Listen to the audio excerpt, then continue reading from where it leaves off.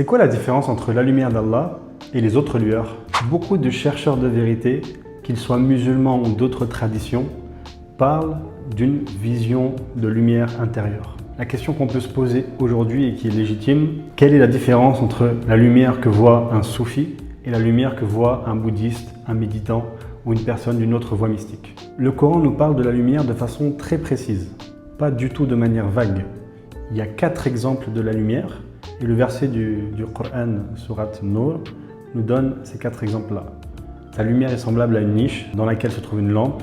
Cette lampe est entourée d'un cristal et cet exemple ressemble à un astre de grand éclat. Pourquoi cette image si détaillée dans le Coran? Tout simplement parce qu'elle sert de repère spirituel. Elle est une boussole. Donc le croyant sincère, le cheminant vers Dieu, doit se diriger vers cet exemple-là et le rechercher activement. Le Coran structure la vision de la lumière pour nous éviter les égarements. Notre maître spirituel nous donne un exemple très clair. Imagine-toi, dans un océan, en pleine nuit noire, à ce moment-là, tu vois apparaître une lumière sous l'eau. Mais est-ce la lumière de la lune? Bien évidemment que non. Et ça peut être la lumière d'un poisson abyssal, la lumière d'un phare, la lumière d'un éclair, mais ce n'est pas la lumière de la lune. Et donc, ces lumières-là peuvent être belles, peuvent être fortes, peuvent être éblouissantes, mais ce n'est pas la lumière pure, stable, céleste de la lumière d'Allah. Et donc, les expériences qu'ont les personnes dans les voies non islamiques sont des expériences lumineuses, mais elles n'ont rien à voir avec la lumière décrite dans le Coran.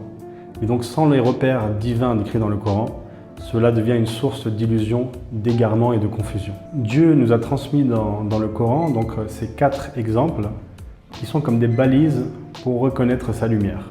Et dans le cheminement soufi, justement, c'est une preuve d'authenticité quant au fait d'accéder à ces exemples-là. Donc si quelqu'un vient nous parler d'une expérience spirituelle en dehors de l'islam, au niveau de cette lumière-là, il faut lui poser seulement 2 questions.